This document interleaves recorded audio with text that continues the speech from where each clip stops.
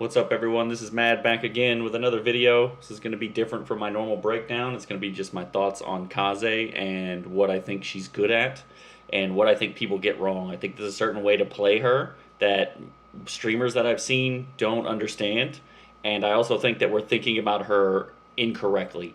So I want to go over a little bit about her, play some video in the background, but I'm not really going to break down these videos. So I just want you to follow along with me and just let me know your thoughts.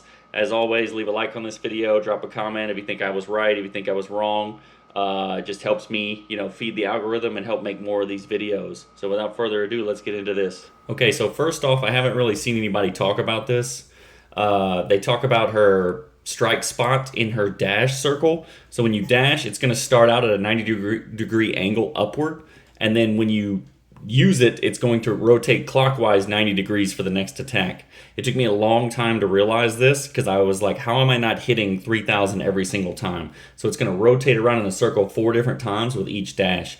It creates a really high skill ceiling with her mechanics, and I think that this is an underutilized or underknown, so to speak, thing about her kit. I think one thing about her is that her kit is so high level that it's hard for people to understand how to use it properly, which makes sense because she's an Ultra Legendary Brawler, right? And they're not just going to make you pay all this money just to have a simple brawler like a Squeak or a BB or something like that, right? She's going to be very hard to use, and you're going to have to really practice with her. But I think a lot of people's misconceptions is that she's terrible. I think that they did the right thing by not making her completely broken. I mean, honestly, Kenji's a lot stronger, and his kit is a lot simpler to use, but I think they did the right thing by not making her completely broken.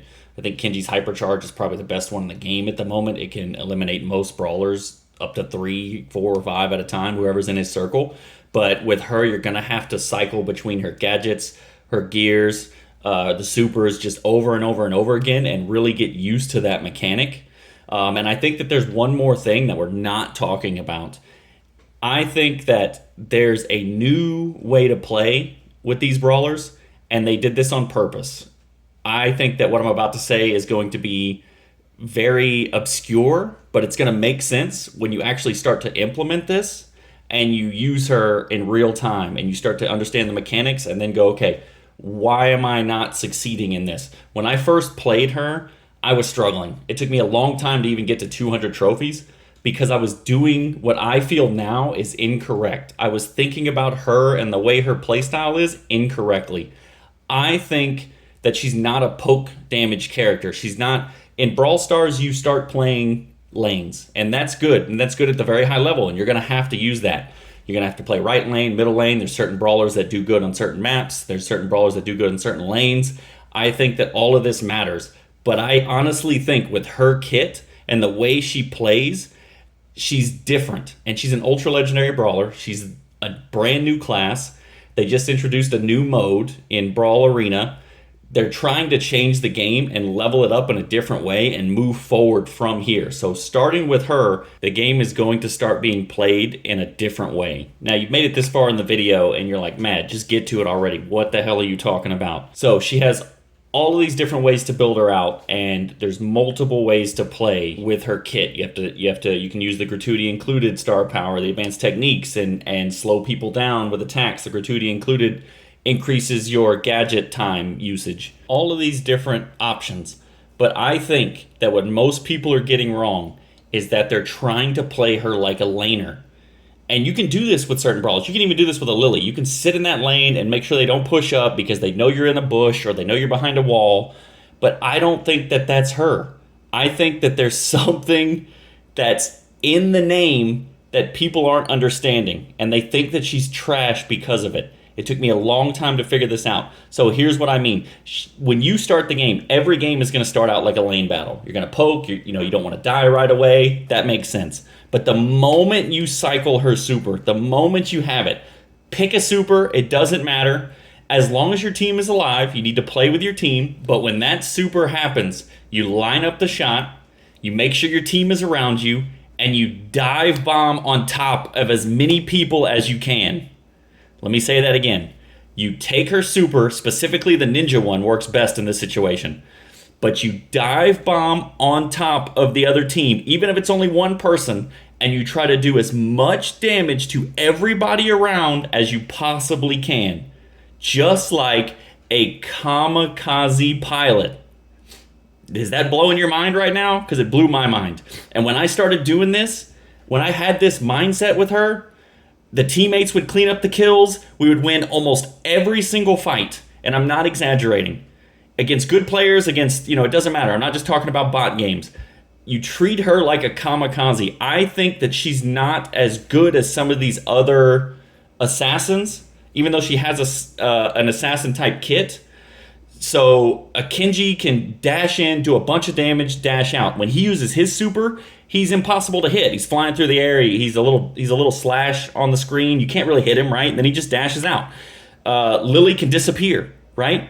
She can disappear too, but only for a couple seconds, and you're not really getting away. You have to dash away, and she's very easy to hit. But I think that the mindset is dive on top of people, do as much damage as possible. You're probably going to get at least one kill. So the worst case scenario is that you get a trade out of this, and then you're doing exceptional amount of damage to everybody else, and your teammates are going to clean up the kills. And if you die, that's okay. You should have your super again, and then you just cycle into the next fight. I think that this is what it is, and I think they did this on purpose. Her name is Kaze. I think it's short for kamikaze. I'm not exaggerating, people. Try her out this way and see what you think. I struggled forever. I was trying to poke. I would die. I would try to poke and just stay back, maybe dash on top of somebody, and I would only do 1,500 damage, and then I would die again. But she has a literal star power that when you mark somebody with her dash super, it explodes everybody around them. They all slow down. Whoever's marked is slowed down. And then when they explode, they do damage to somebody around them. You're going to do 3,000 damage plus any poke damage you do with the knives she throws out. Or if you switch to Geisha form, you'll slash around and hit everybody around for 1,500 or minimum 3,000. So you dive on top of everybody, do as much burst damage as possible. Her burst damage is extremely high. But I would not try to worry too much about getting out of there.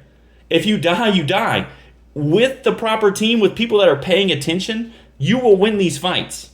I promise you, you will win these fights. You will win the fights in Brawl Ball. You will win the fights in Gym Grab. You'll win the fights in Hot Zone. It doesn't matter if it's a Frank. It doesn't matter. You can take them out by yourself. All that to be said, you should not do this strategy when you're just by yourself and your teammate's just coming back from spawn. That's not going to work.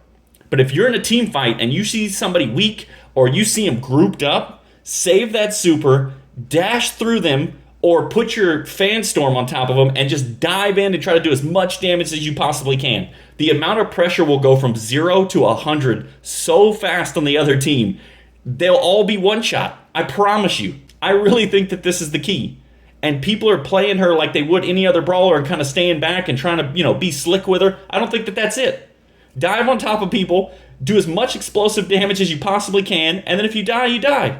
Just like a kamikaze. And with the exception of Kenji, I think she has the highest burst damage in the entire game. So I think it's supposed to be used all at one time. Let me know what you think down in the comments. Did I get this right? Did I get this wrong? Am I just being mad right now? Or am I thinking out of control? Please tell me.